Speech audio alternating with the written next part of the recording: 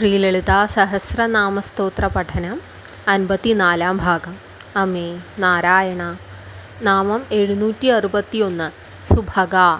ഭഗമെന്നാൽ ഐശ്വര്യം, സൗഭാഗ്യം എന്നൊക്കെ അർത്ഥം. സുഭഗ എന്നാൽ ഐശ്വര്യദായിനി എന്ന അർത്ഥം.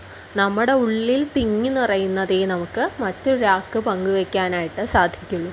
ദേവി ഭക്തന് സർവമംഗളങ്ങളും അരുളുന്നു.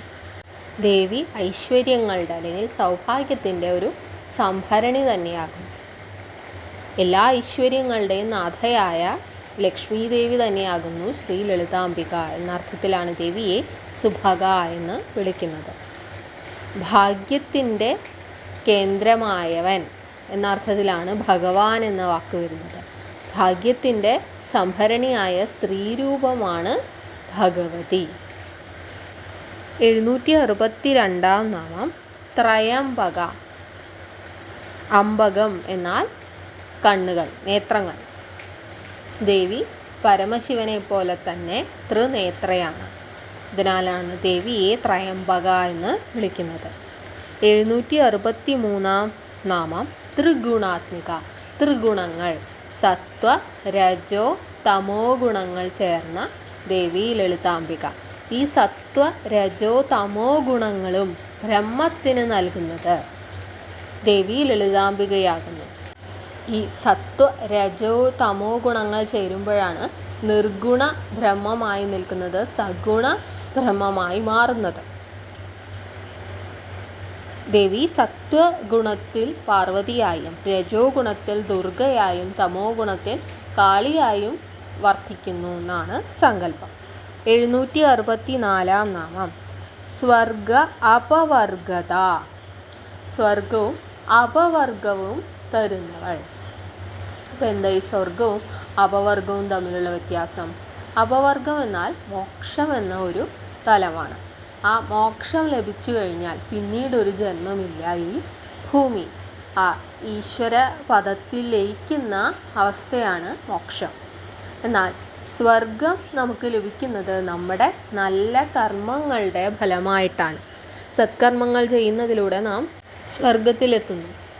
എന്നാൽ ആ സത്കർമ്മങ്ങളുടെ ഫലം അവസാനിക്കുന്നതോടെ നമുക്ക് പുതിയൊരു ജന്മം ഭൂമിയിൽ ലഭിക്കുന്നു.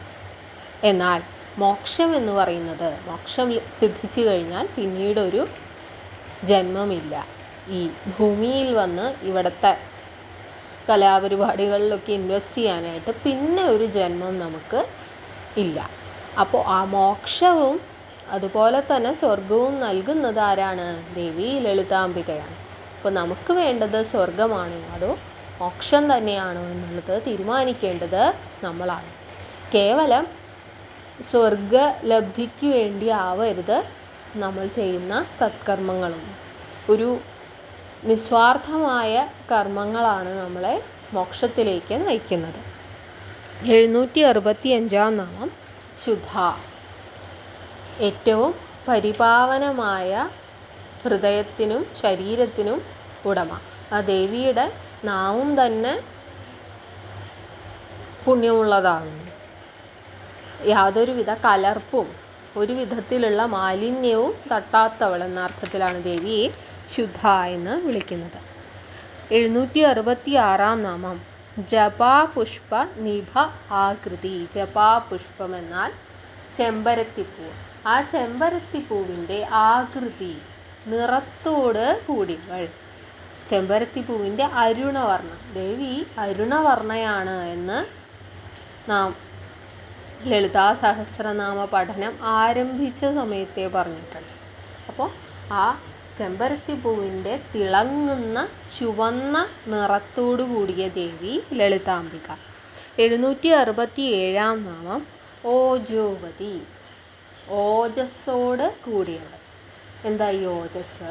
നമ്മുടെ ശരീരത്തിലെ ഒരു ധാതുവാണ് ഓജസ് എന്നാണ് ആയുർവേദം പറയുന്നത്.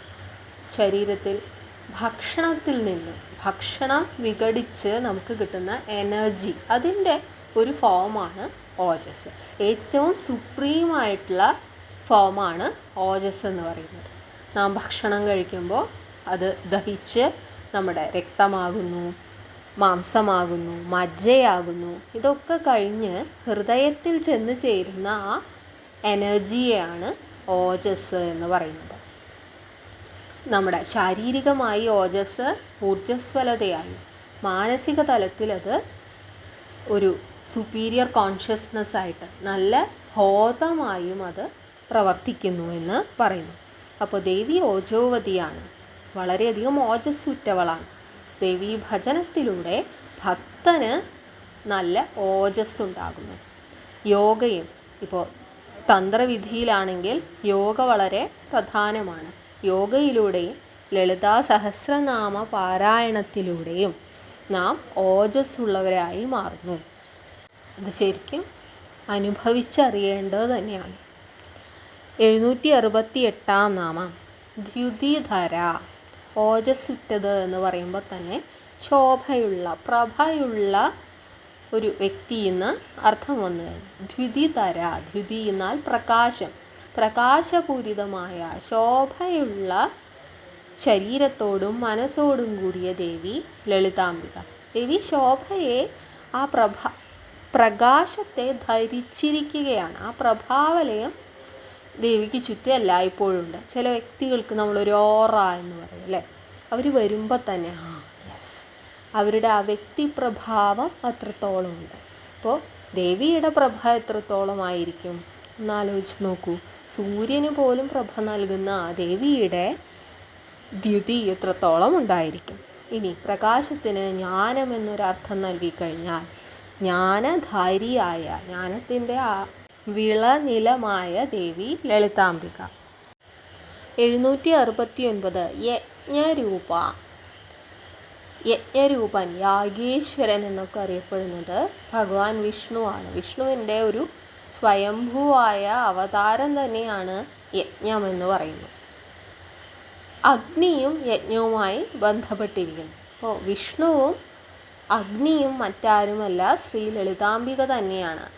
ലളിതാംബികയുടെ അംശം തന്നെയാണ് ഭഗവാൻ വിഷ്ണുവും അഗ്നിയും എന്നർത്ഥത്തിൽ ദേവിയെ യജ്ഞരൂപ എന്ന് വിളിക്കുന്നു. 770 നാമം പ്രിയവ്രത. വ്രതശുദ്ധിയോടെ നടത്തുന്ന കർമ്മങ്ങൾ ഇഷ്ടപ്പെടുന്ന ദേവി ലളിതാംബിക. ഈ വ്രതം എന്നുള്ളത് കൊണ്ട് വാക്കിലും പ്രവൃത്തിയിലും ചിന്തകളിലുമുള്ള ശുദ്ധിയാണ് വ്രതം എന്നുള്ളത് കൊണ്ട് ഉദ്ദേശിക്കുന്നത്.